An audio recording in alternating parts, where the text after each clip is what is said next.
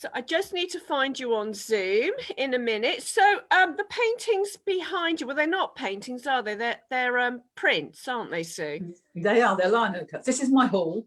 I spend a great deal of time hanging this and trying to get them all to hang straight, but it's not great fun. So the vast majority are lino cuts, and normally, under normal circumstances, this space is open by arrangement for people to come and look at my work.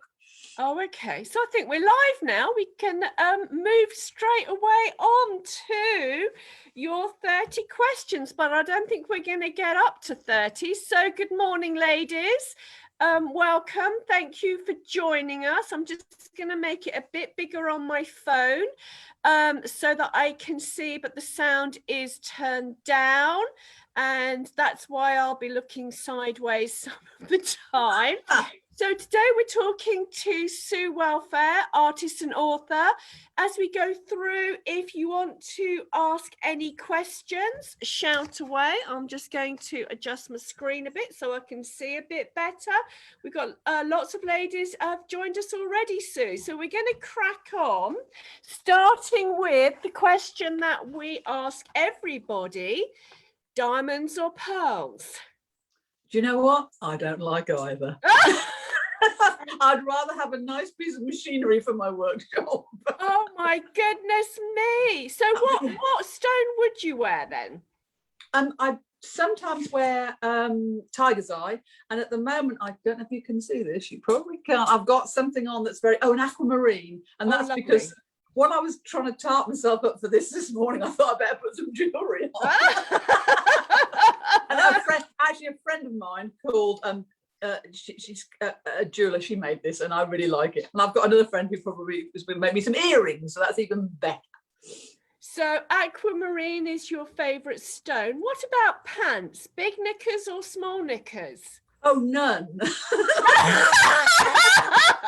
No, big knickers most of the time. But I was told years ago that if you're going to wear a thong, little thing, to get 1 or 2 sizes bigger, and that makes it then really comfortable. So if I've got something that's important that there's not one of the visible knicker line, I wear a thong. This is too much information really this time of the morning, isn't it? Yeah, but pants, your pants should always be far too big. That's how you don't get a BPL. Always go up at least 1 size. Oh, cool. Good to know. Yeah, because actually when you see the knicker line, it's not because it's not because your trousers are too small, it's because your pants are too small. Or your bum's too big. Well. Anyway, swiftly moving on. I'm sorry about this, ladies. That's okay. So we've answered the most 2 important questions. Now, as you are an artist and an author, we're going to start with questions about music. Go on, what then. song was played at your wedding? Do you know what? I've got not a clue. It was I had a humorous wedding. So we got married at the registry office and we came back here. And I had some beautiful piece of classic wedding music. And there's a video of it. And I came out of our bedroom and marched across the landing like I was going on a route march. So I'm going to get this over and done with. So it was a beautiful piece of music. I've got no idea what it was. Well, that's handy. And 2 pieces you would like to have played at your funeral? Oh, Bell, Book and Candle, which is about being haunted. And I didn't know this was going to be. You should have sent me the questions beforehand. You're not allowed to see the questions beforehand. That's the whole point, Sue. And Fire and Rain, the James Taylor song. Because I've never heard of either of them, but clearly you are a woman after your own heart who's far more interested in her funeral than she was in her wedding. I've got my funeral planned. I've got it all written out. And because I don't want any nonsense, I just want a really good do. Exactly. Do you know what? I don't know if I've bored the ladies saying this before, but I grew up with a gang, a big family, a family of 8, one of whom was my best friend, and all of them, like brothers and sisters to me. And their mum, Jan, had her wake on her 70th birthday. She said, I want to be there. I want to have a grand do. She had a fabulous wake anyway, but she said, if I'm going to splash out and have a big party, I want to be there. So we were all invited to her wake on her 70th. I think that's brilliant. So do I. So do I. Absolutely. What a great idea. I might write that in my plan. There you are. That could go in your plan. Ladies, so I hope you can all hear me. I'm just looking at the screen. Can we have on my phone? Can we have a big thumbs up, please, to say that you can hear me? And if not, we will shout a bit louder. So your next question, Sue, is how would you describe your home?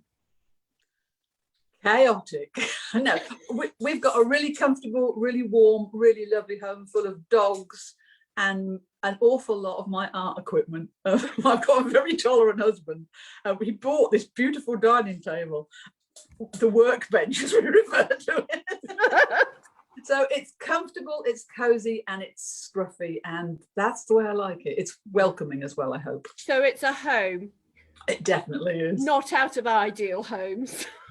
There are moments when I have to style a bit because I'm showing something off, and my husband just comes and looks and goes, "Oh, I see photographs then." All hoovered and dusted. Yeah. Okay, so yeah, not. Well, it's clearly a lovely space you've got behind you.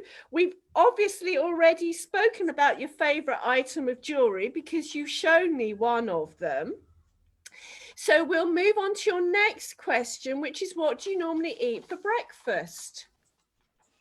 I'm not somebody who can eat first thing in the morning. I can't face it, all that chewing. It's far too much hard work. I usually eat mine about 11:30 or 12 o'clock, and I'm trying to be good because over lockdown I've put on 2 stone and grown a moustache. So at the moment, I'm really trying hard. I'm having a smoothie, but normally I'd have fresh fruit with some cereal and some yogurt. But later on the day. I'm not sure about this smoothie fashion. My poor daughter, who I can see Georgie's watching, was taken by somebody out to lunch when she went up to London once to a smoothie bar. She didn't realise that was all she was getting. No. Oh my gosh. She thought it was her drink. She didn't realise that was it. And surely to God, your intestines need something to gurgle on. Absolutely. And I think also that they say that they're not slimming at all, because one of the things that you should do is eat everything as a kind of a fibrous you mass. Don't get the roughage, so everything gets a bit clogged up, I think. Oh no, good to know. I've only just started. Thanks for that little tip. Bin the smoothie and eat proper fruit. Of course, I am a world expert on Fat Club now, having done it for 3 months. So, my darling, we are getting nearer what we should be talking about. What is your favourite museum or art gallery? Do you know what? I absolutely adore weird little museums where you go in and there's a stuffed rabbit and a mummified hand. Wisbech Museum is fantastic, and so is Swaffham Museum. The big ones, I find there's too much to look at, and I rather like the eccentricity of the smaller ones. Also, Swaffham Museum had an incredible exhibition of, you know, Howard Carter? Yeah, Tutankhamun. All his watercolours were in there once, and it was just so lovely. But I do like smaller museums where you get a sense of scale and it's not overwhelming. So Wisbech and Swaffham. So, and you know, I've never been to either. So there you are. When we come out of lockdown, it's true. You just never ever see anything on your doorstep, do you? Yes. You travel thousands of miles. Yeah, what my husband would say is you can take the girl out of Norfolk. Well, it's true about the girl out of Essex as well, which is what I am. Hence my love of bling. And your favourite artist? Oh, I don't know where to start. I Three. One from 3 centuries. That'll make it easier for you. It's trying to remember the names. There's the most fantastic female painter who's just had an exhibition on in London, whose name I can't remember, who's fantastically good at light. I also like, I love, whatever their name is. Oh, this is ridiculous. You'll have to move on. I can't remember their names. You'll have to put the links in afterwards. I will. I love, I keep trying to call him Jason Perry. That's not what he's called. Oh, I know who you mean. Somebody ceramicist. Perry. Yeah, the ceramicist who's got a club on at the moment, which I've really enjoyed watching that. Yeah. I'm going to have to make a list and put them on there because I'm embarrassing myself by not remembering the names. Go on, move on. The reason I asked you was actually to find out a bit about your influences. So perhaps I should have asked which artists have actually influenced you. Okay, well, you can ask that as well, but I still won't know their names. The thing about with artists, I came to it really. Grayson, his name's Grayson. Perry Grayson. Oh, thank God for that. Who told Grayson me that? Perry, actually. Not even worse than you. Certainly not Jason Perry. Can somebody remember the name of the fantastic female artist who was recently shown at, I think, the National Gallery? The one who does where she cuts the heads off people. I don't think we're getting anything on that. We've got Grayson Perry. That's as far as we're going, I think. And his younger brother, Jason. I came to art late, so I've got lots and lots of influences. I'm very struck and really love folk art, which is often not accredited. I love simple line. I like Eastern European folk art, which tends to be on black with colour on black. And I love all that kind of stuff. So I kind of reduced my work down to simple, bold shapes because of that influence, I think. And you can definitely see it in your lithographs because you print. I mean, you do paint, don't you? But you print bit, mainly. Yeah, they're lino cuts. Lithograph. Oh, sorry, because lithographs are copies of paint. So yeah, so you do lino prints. So talk us through your lino prints. We're seeing some behind you. Yeah, they are greatly influenced by Norfolk, aren't they? They're greatly influenced by your surroundings. Yeah, I absolutely, except for possibly the otter, which I've not only ever seen in the zoo.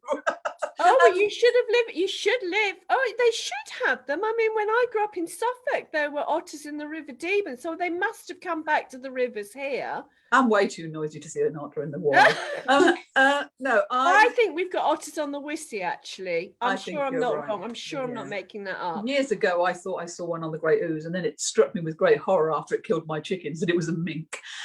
However, I tend to be influenced by the Norfolk countryside and the coast, so I'm kind of habitually known for birds, boats and beaches. That's what people say about me. So I do lots of birds, and I tend to only draw and make prints from birds that I've actually seen, which means at the moment my range is a little small, but also I recognize birds. So I'm hoping to find a bird watcher who'll take me out and go, no, that is not a starling, that is a something else. And I've gone on trips to draw stuff with the idea of making a print from it. But the downside of that is I take loads of photographs and you end up with a huge amount of sky and or sea and this tiny white thing in the bottom. So yeah. But somebody's come up with Tina Blondell or Blondell, is that the right name? No, she's Italian. Oh, okay. And Renaissance time, I think. There was a huge exhibition of her. She was hugely underrated. Her father was a fantastic artist, and I heard about this one. Yeah. Her use of light and the way she can draw flesh and fabric is just exquisite. But she's very little known and obviously very little remembered in my case. I know exactly who she is, but I have no idea what her name is. Anyway, next question.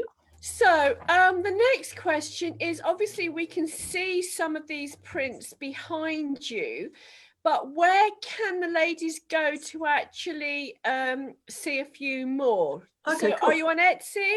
I'm on Etsy. I'm on first of all, if you come and find me on Facebook, I put my new work up on there. But on Etsy, I'm Sue Welfare _artist, I think, but Sue Welfare Artist. And also I do lots of pop-up shops, and once we get back to some kind of normality, I do lots of pop-up shops and events. So my first event is at Burnham Deepdale in the pop-up shops behind the in the shed things. Yeah, in the shed, that's it. How attractively put there. In the shed at the back. and I'm there from the 15th of April to the 20th, so it's quite soon. So they'll be there. And you do the open studios, Norfolk Open I Studios? do. And the other thing is, if you come and find me on Facebook, come and find me as Sue Welfare. The picture, the little image for my profile is a picture of a white dog. Come and find me. I always put where I'm going to be up on that, as a first place of post. So come and find. I'm also on Instagram as well. So if anybody's on Instagram, come and find me on there as well. Right, because I know a lot of ladies are coming up to Norfolk this summer, so yeah, just find Sue on Facebook, and then any weekend she can be tripped over somewhere in Norfolk. Yes, often sober. The other thing is the little gallery that I'm sitting in now is part of my house, and if anybody is up particularly for a special occasion or anything, you can always contact me, and if I possibly can, I'm always open by arrangement. And I do all kinds of stuff. I do greetings cards and table mats and all manner of shenanigans. And that's how we actually first met, was at the fabulous Ely Flower Festival, which I'm thinking must have been about 3 years ago now. So perhaps there's going to be another one soon. And if we just depart from Sue briefly, ladies, next time Ely has a flower festival. It is, we could just bore them for the rest of the day about this, but it was stunning. It was amazing. Yeah. And the church, the cathedral was just exquisitely decked, but also not only that, but there were lots and lots of really interesting stalls as well to come through. So it's a proper day experience, wasn't it? You could eat there. Well, this is in the good old days. You could eat there and you could have a really nice time in the cathedral, and then there was lots to buy as well. Yeah. And this is where I met. So we were opposite each other, and I mean, I've been to a couple of the flower festivals at Ely, and the first one I thought couldn't be surpassed. Mm-hmm. So that means, so that must have been about 8 years ago now. And then they had the one 3 years ago, and I'm not sure that can be surpassed, but clearly they must be in the process of designing it at the moment. And they're on an upward trajectory. So it's impossible to explain this flower festival. I think, again, I might pop the link below so they can just see the installations that were put in. It was truly amazing. But we gassed to each other for a couple of days. You banged on about your knees a lot. We ignored you. We looked at your paintings, and then a time came to go home, and we were packing up. And then you shoved this book in my hand, mumbling about having written it. And I thought, oh, trust me, I never mumble. So very, very politely, I said thank you and shoved it on the dashboard of my van and ignored it. I did exactly the same with Stehmann trousers. And that mistake cost me about 30 grand. So I've read your book probably about 2 or 3 weeks afterwards, and clearly you are an author. Sorry, that was a bit loud. For anybody who doesn't know me, I was an author for I think I worked out last night about 26 years so far, and I came to art late. Art was the thing I did next. So I love the idea. I absolutely love the idea that Sarah thought I'd just kind of done that as a hobby. And I was a bit embarrassed. So many people publish on Amazon now, don't you? I mean, friends have given me books that friends have written, and they're all right, but Yeah, okay, don't dig any deeper. One thing I must do, I must apologise. I don't know whether Christine Wilson-Lowe is on, but I would really like to apologise to her, even if she isn't, because I'm sure she'll get the message somehow. I'm seeing her after this, actually. Okay, tell her I've driven a horse and cart through police procedure in these books. Because I don't know if everybody knows, but Christine was a former high-ranking police officer, and she's given some fantastic talks for Artichoke, hasn't she? And every time I'm writing, I'm thinking, oh, Christine wouldn't like this bit. So please give her my love. I will do, and actually she's got a special. We're actually going through the next version when we go and have a cup of coffee. She's got a cracking one coming up, because and I'm not sure if we're ever going to get there, but she is talking about having her own podcast series, which I think she would be fabulous at. She'd be really good, wouldn't she? She would. So yeah, she's busily writing for that at the moment. So so you handed me Losing Leah, and I don't really know how to talk about how much I enjoyed it and how much George, my daughter, enjoyed it, and actually got George back into reading, having become completely disillusioned, having done an English A level. So do you want to have, I'll let you have a quick chat about Losing Leah, because you know how to talk about it without spoiling the plot completely. Losing Leah is the first book in the series. At the moment, I'm plugging this book. Let me show you the cover. This is After Annie, which is the new one. Losing Leah, I had decided that I probably wasn't ever going to write again. I'd got to the end of what I wanted to do. I love crime fiction, but I wasn't sure. I wanted to have a go at art, so I'd kind of put all my energies into that. And then tragically, out of a clear blue sky, a friend who I absolutely loved died of, it was before anything to do with COVID. She died of flu. Nobody was more shocked than we were. And we went, she lives in Wales, and it was such a tragic story because she had met the man of her dreams. They had finally settled down. They'd finally bought a house in Wales. They'd moved across there, and then we lost her. So we drove to Wales in one day, there and back, because we were both working. And on the way, we stopped at a service and as we all do, my husband went off to the loo and I went off to get a coffee, and and you wait and you're waiting, and he's always a long time, and I was waiting, and I just thought, what happens if he doesn't come back? And from that tiny thought, I got the whole book, and by the time I got to the funeral, I'd got the whole plot and everything. And I came home, and I felt it. My friend's name was Kate, and it felt like she'd given me this huge gift. Yeah. And I came home and I wrote the book, and normally it takes me a year approximately to write a book, and I wrote it in 12 weeks. And then I sat on it because I thought anything written that quickly can't be any good. And I sat on it and then I read it again. I thought, no, this works.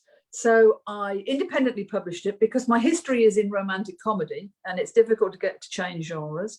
And it had been published about, I don't know, 6 or 8 months. And then 3 different publishers approached me and said, can we buy it from you in the form that it got? So, and that's what happened. And as a result of that, I then wrote a second one, which it is now, has just this minute on the 31st come out. So that's the second. They're a series. They stand alone. After Annie and Losing Leah feature a female detective called Mel Daly.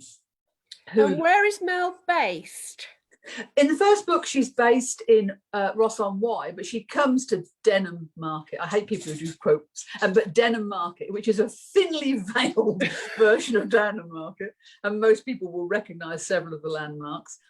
And then because of her very complex, she has a difficult emotional life, as often policemen do. Not in any way destructive, but she has a difficult thing. A thing happens, and she decides to transfer. So she's transferred to Norfolk and is now living in Denham Market. And once again, those people who are local would recognise lots of Norfolk landscape and lots of the fens, and yeah. So that's where she's based, and she's flawed but wonderful, as most of us are. And just a quick taster about After Annie, just to wet our juices. Okay. Losing Leah was about people disappearing. After Annie is about is a serial killer story based in Fens. Mel goes to a crime scene and rapidly begins to realise that there's something more to it, that it's not just a one-off, and starts to put the pieces together. Do you want me to read you the blurb off the back? That would be good. That would be good. Yeah, okay. Everybody sitting comfortably. Is everybody all right out there? It's strange doing it to you, because normally when I do a Zoom call, there's a load of faces. But anyway, I hope everybody's all right, not bored. Yeah, no, they're all dutifully watching. If you've got any questions, ladies, shout, because I am quickly just flicking backwards and forwards, looking at my phone if anybody's got any questions. Cool. Okay, so this is the blurb. 6 months into her new role in the major investigations team in Norfolk, Detective Sergeant Mel Daly is called out to help investigate the death of a young woman who has been found on an isolated fenland farm. The victim has been posed to look like a bride. Having moved halfway across the country to escape the wreckage of her old life, there is something about the young woman that disturbs Daly. It's only when her sister arrives to patch up a bad marriage that the pieces begin to fall into place. As she starts to investigate, Mel begins to suspect that they are dealing with the latest victim of a serial killer. Has Mel unwittingly brought a murderer to her door? And will she be able to stop him killing again? There you are. Now, ladies, Sue is very kindly giving away a copy of After Annie. Rosie, darling's just asking, how do we get signed copies of the book? We probably should move on to that next. So how can people get, where can they buy it from? And B, how do they get a signed copy? Okay, it's available on Amazon. And you can download it as a Kindle book, or on Kindle, or as you can order a paperback. If you want a signed copy, what I will be doing, I'll have some stock here at some point. I haven't got any at the moment, but I will. In that case, you can buy them directly from me, and I'll post them out. But if you watch the Artichoke space and watch this post, I will make sure that you know when that happens, because I haven't got any stock. No stocks come to me at the moment. Okay, so Michaela's saying, yes, they are a series, Michaela. She's asking if it's a series. So what we're going to do with that then, ladies, is we will pop something on Artichoke Girls when Sue has got some stocks. And then you can perhaps message Sue and arrange. Yeah. In fact, you could message her on Facebook anyway, couldn't you? Can, you absolutely can. Something. That's probably the best thing, is if we met, we'll put something on Artichoke Girls, but if you want to start messaging Sue via Facebook now or emailing her, then you can go on a list. You may have to friend me first so that I get the message. But yes, it is a series, but both books stand alone. So you don't have to buy the first one. Both are, I think with After Annie, the emotional part of it makes much more sense if you've read Losing Leah first, but you don't have to read it first. And I can thoroughly recommend Losing Leah. Just start at the beginning, ladies. It's a very good place to start. Thank you. And I'm sure that you can sign a few Losing Leah ones if they want those as well. Yeah. Once I've got some stock, it's that thing about how COVID kind of hides a lot of ineptitude. The people go, oh, we can't get that to you. Oh yeah. Anyway. Oh yes. Yeah. Tell me about it. So Sue is very kindly going to give a copy away. Which of course will be signed, which reminds me, I haven't made an announcement about Monday's giveaway, but I will do that over the weekend. So ladies, we're going to run this competition for a week so that we can get it across all platforms. And so today is Friday. We will announce it next Thursday when we do our live then. So share this post. That would be a really good way of making sure that lots of people are able to get this fabulous prize. So we'll just share the post. I think that's the easiest thing. If you leave a comment, Sue, we're going to ask you now, what is the word that the ladies have to say to win this prize? Just say one word, and that has to be the word they put on all the posts to win the prize. Oh, do you know what? You are rotten. I think if you just leave a comment, I think that's I have to trawl through that. Okay. Annie. Put Annie. Yeah, I don't want to have to trawl through thousands of blooming comments. Okay, how about After Annie? After Annie, there you are. After Annie. So the word is After Annie, and somebody's just said they will make lovely gifts. That's Rosie. Yes, they will, my darling. Can't wait to see you soon. And EM Door is saying, Sue, do you need peace and quiet to write? Yes. In a word, I tend to put on, you asked about music a little while ago. I tend to pick an album or a track that represents the story in some way. I don't know how, I find them, they seem to come to me, and I will often play that on a loop over and over and over and over again. So I know all the words, I know all the tune, but I'm not conscious of it being on. And so what I can't be doing with is extraneous domestic nonsense. I can't be doing with all that lark.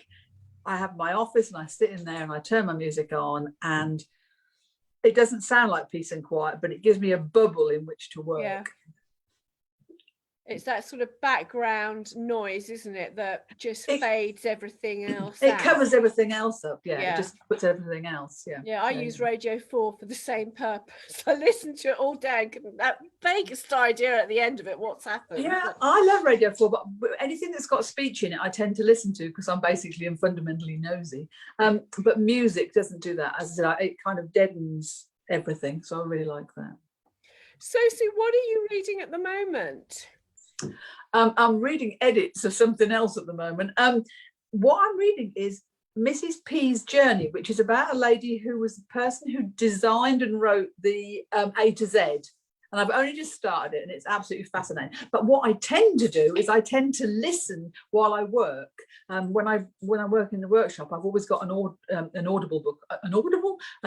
book on, and I'm listening to. I love all kinds of stuff. I'm a complete tart when it comes to listening to things. I can listen to anything. So at the moment, I'm listening to a series of books by Ben Aronovich, which is about, it's a magical reality series set against a police procedural in London, which is really funny and also really, really well written. So you listen to words when you're painting and music when you're writing? Absolutely. So there's always something in the background to... It's that thing once again about shutting out the domestic. Not that I have much problem shutting out the domestic these days. I hoovered this morning for you, How mad is that? Oh God, I've got 4 days of cleaning ahead of me. I thought I'd be able to get out in the garden, but the weather's horrific, isn't it? So I might as well snow, pestilence. I can ignore it for the next 6 months once we get to good weather. More questions. What is your favourite artichoke piece of clothing?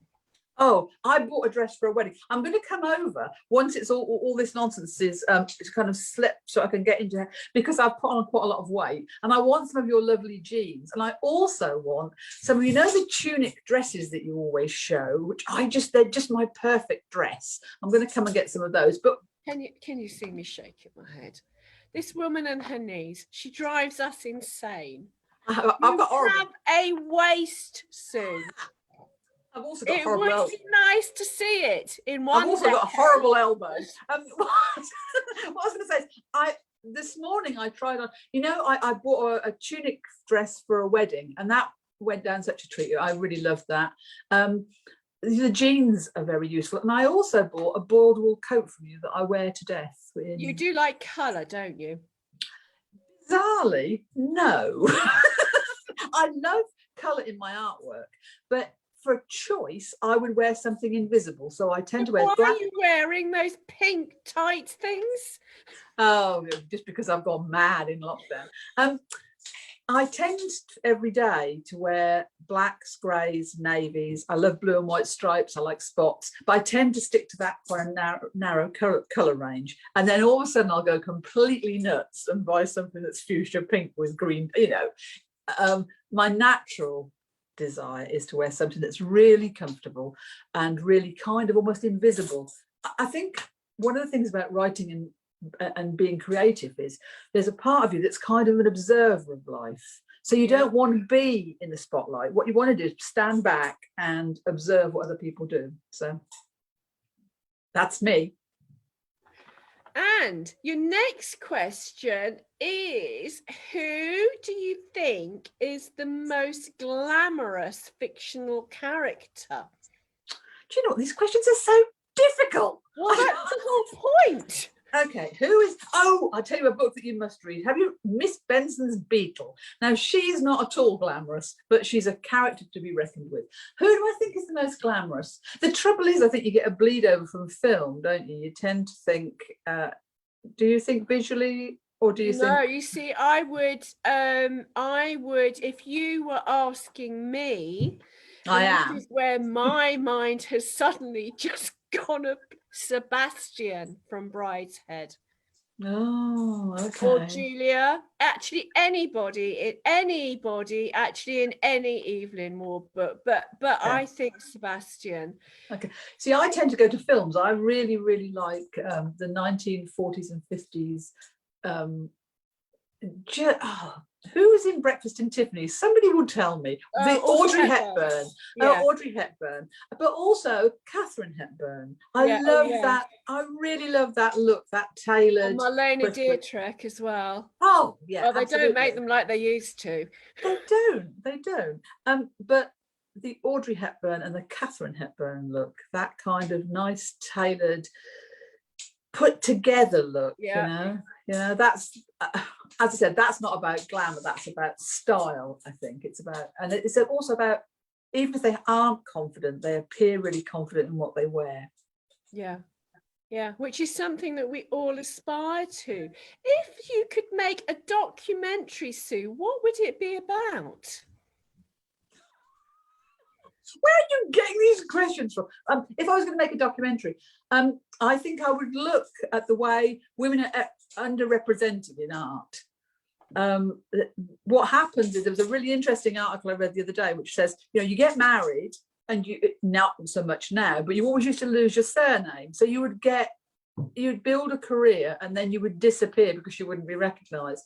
And I think that often with women, we end up doing all the emotional headspace stuff. So it may be that your husband does 50% of the work, but you have to organize it. You have to be the one, you have to tell him what he needs to do. So I think I would do something on that, about creative women and finding a creative voice.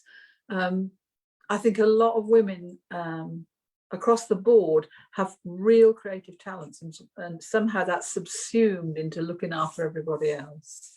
So I'd perhaps do something on giving people a voice. And actually, it's probably almost 100 years ago now where Virginia Woolf talked about a room of one's own.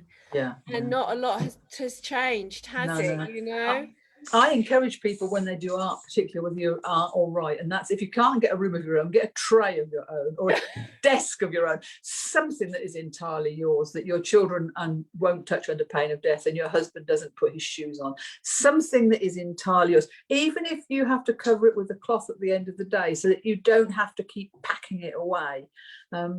And as you're absolutely right, all these years later, we're still doing those things. Yeah, and that's why I have a bath every morning. It actually, it started a long time ago, but it was the only place I could escape from them all. So when the kids were tiny, I removed myself to my bath, and still now, it's the only half hour in my day, from the moment I wake up to the moment I go to bed, where I have some form of solitude.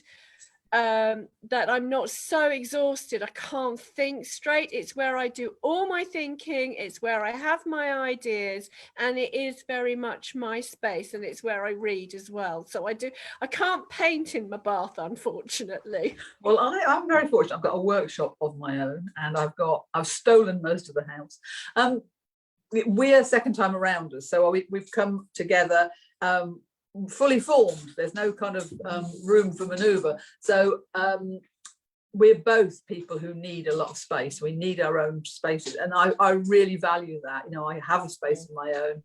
I don't have to demand it anymore. So that's really, and I think that's really healthy. But I think it's really hard to be creative if you're always having to pack your stuff away or put stuff away or not have room for it in your head either. Yeah, no, definitely. What is your favorite sport? Do I look like a woman who has a favourite sport? You can be as honest as you like. No, I really like rugby. I like watching rugby. I really enjoy that. Next, I hate football. I loathe tennis. I'm not at all sporty. I do spend a huge amount of time walking. I really, really like. Well, that's not a competitive sport. For some people it is, but for me it's not. I really enjoy being outside. I love gardening. I think there should be pro-celebrity gardening. But yeah, sport, no. Yeah, well, I think if you have to walk quickly, it gets in the way of stopping and staring, doesn't it? And we And don't nosing in people's gardens. I'm a great noser. I used to have a friend years ago who used to have a jacket with lots of pockets inside, and she used to steal things from people's gardens. Good old Dead now, so I can talk about her. But we once went to somewhere like Wisley, and she got a coat on a really, really warm day, and she got this kind of like poacher's pockets and a pair of scissors and little plastic bags and tissues. And yeah, she was a real plant thief. I've got a friend who has always brought stuff back in his suitcase. And God knows how he's managed to get through them through customs with them, but he hasn't taken too much notice of never bringing a plant into this country. His suitcase is about 3 times bigger than it needs to be because it's normally rammed with plants at his pinch. Wow. I mean, the thing about it is this woman only stole native stuff that was here. I mean, I'm always worried about bringing in something dodgy that might infect everything, but people dip some in bleach or something. Anyway, next question. So what are you planning for this summer? Do you know, I haven't planned. Well, I've got lots and lots of shows coming up, lots of exhibitions, lots of craft fairs, all that kind of stuff. But in terms of social stuff, we've not planned very much. I think, like most people, or like a lot of people, I would really like to get away and do something different, but I'm reluctant to book anywhere. I mean, we tend to stay in the British Isles anyway because we take our dogs with us. But I'm kind of doing slowly this year. I think this year is going to be a strange year. I think next year will perhaps be a little easier. But so the summer open up more, won't it? Yeah. But also, I'm not convinced we're not going to have a 4th wave. I'm not planning a lot for this winter, definitely. No. So also, and just get out in the garden, which has been the salvation for lots and lots of people this year. And last year. Really lucky that I haven't got a garden. It used to be a garden, but we are lucky that we've got open spaces. You know, I think that's true. God, aren't we lucky? I don't know. I think personally that all the mums who live in flats with 4 kids and who haven't killed them this year, they should be the ones getting bonuses from the government and medals, because I don't know how those women have coped. I mean, and homeschooling as well. Mobile trying to do 3 kids' homework. What is all that about? Yeah. I think that the support for people in that situation has been very, very shoddy. And often, once again, it's the men are still going out to work, or they've got they're making the lion's share of the money, and there's been a huge impact on women. I think that, and also single people who've had to live on their own. I thought I was really antisocial. I quite like being on my own until it's imposed upon you and you can't go anywhere. I think we've actually, as a nation, we've done remarkably well with that aspect of it. My friend Julia and I, we haven't seen her since last summer, but last summer we were laughing about the fact that the only impact lockdown has had on either of our husbands' lives is they haven't had the haircut. No, I completely agree. Actually, they've just carried on doing what they always do, which is going to work, and Matthew goes fishing, Rob looks at all his livestock, then they come home. That's it. Yeah. My husband works from home all the time, and what that's mean is that he hasn't changed very much, except for instead of getting dressed now, he does it in his pajamas. Now, we don't approve of that. We do not. You should. We do not. We have standards. Standards. Yeah, exactly. What is your biggest regret, Sue? That I didn't start doing what I'm doing now earlier. I come from a generation of women who didn't necessarily have big careers, and there's lots of stuff that I would have liked to have done. I'd have, as a career, I'd have quite liked to have been either a teacher or an architect, and those things just weren't on the. They weren't available to me. However, I think you have to do what you can now. So this is why I'm doing art now, because it's what I've always wanted to do. So there are things I regret, but you can't, if you dwell on that, you just make yourself miserable. You have to do what you can now. And if you're not, with the art stuff, I got to the point where if I'm not going to do it now, when am I going to do it? So just get up and get on with it. There's a bit of a theme here, because that's what Sarah, when we spoke to her last Sunday, you know, she has gone back to do her textile degree just before she's 60, just because, you know, we need to do it now or never. Yeah. Exactly. What film made you laugh? What film made me laugh? Or cry, whichever is easiest. we watched something the other day that we laughed. Oh, it isn't a film. We watched Bill Bailey the other night, and I laughed. My husband is a titterer. You know, he does a small smile, nothing too big, and we laughed so much that it hurt. So I tend not to watch comedy films because I think comedy is really in the eye of the beholder. I don't cry very much at films either because I know how they're constructed. And I once went on a course where this bloke said, right, 11 minutes in, we'll make them feel like this. And then 17 minutes in, this happens. And I just watched that formula being played out in so many films.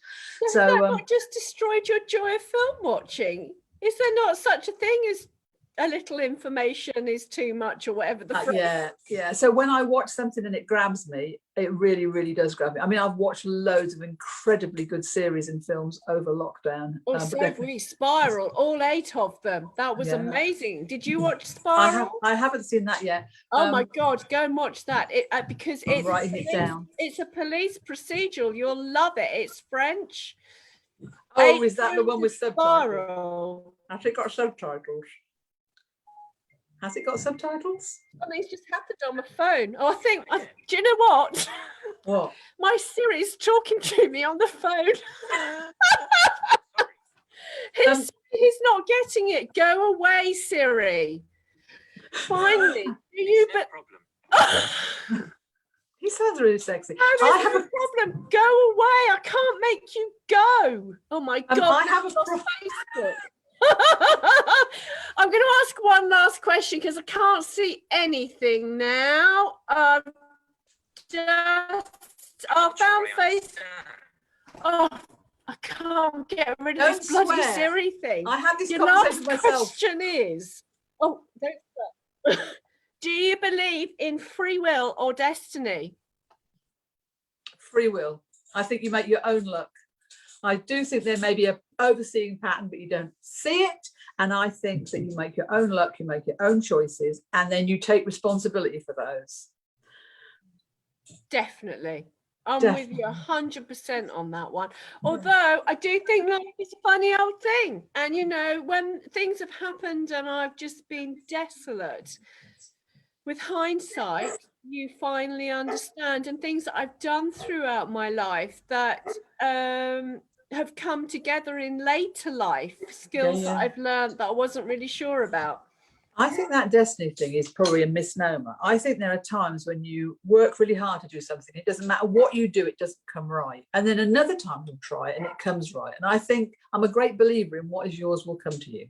Yeah. So it doesn't mean that I dismiss destiny as a complete, not. It's the fact that I think if you work at what you want to do, you work hard, you put your effort in, and you're open to possibilities, then what is yours will come to you. Yeah, no, I thoroughly agree with you on that one. So, Sue, it's been absolutely fabulous talking to you. I know you are going to go through the video afterwards and answer any questions that I have missed. Okay, I didn't know about that either. You are going to put in the links, aren't you? So we need links for the books. Yeah. We need links for the lino cuts. And before we disappear, I just want to thank you so much for the lino cut that I have. I don't know if you remember, I came to your gallery and I'd seen something on Facebook and it just reminded me of my dad. I could smell the diesel. I was in the wrong port. It would be lovely if you could dig out, or I might go home and take a photograph of that print. I think there are a couple of fishing boats and they're pulling into Brancaster Staithe, are they? I don't know where it was. It's not those two. I'll photograph my print when I get home. But I love it because I can hear the seagulls and I can smell the diesel in it. So you are truly talented. And ladies, she does religious Christmas cards at my request. Yeah, I am not religious, but I get a commission at Christmas. I've already started to work on the one for next Christmas. It's been great to spend time with you this morning and spend time with everybody. I will put the links on. Do they go on the Artichoke? page? Where do you want them if put? you come on to, if you go onto the Artichoke page, this is where you'll find the video, and you'll be able to go through it and answer questions. And yeah, no, her religious, because I'm not particularly religious either, but Christmas is about the birth of Christ, so I do like a religious postcard, a religious Christmas card. Yeah. So yeah, she does a new design every year, because if she hasn't Specifically, by October, I'm ringing her up and saying, where are my Christmas? This is done specifically. The Artichoke Christmas card is becoming something of a tradition now, isn't it? So, my darling, thank you so much. We will catch up after lockdown. Come and see us in the shop. Thank you, ladies, for listening. Donna and I are having Easter off, so we are checking social media and emails intermittently, but we're probably not replying to a lot. Christine, Donna and I are back in the shop on Tuesday, when the rail behind me will start to be hung, along with all the boxes that are scattered around here. And our next video is next Thursday, where Donna and I are going to be talking you through our new jewelry pieces for this season. So thank you for joining us. I hope you all have a fabulous Easter. I hope that it's slightly warmer wherever you are than it is here. You will notice that I haven't taken my coat off.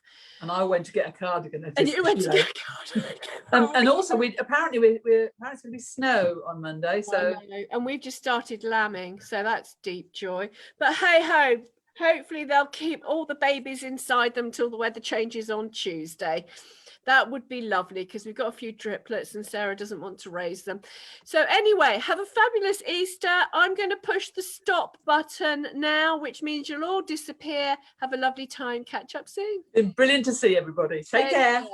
Bye.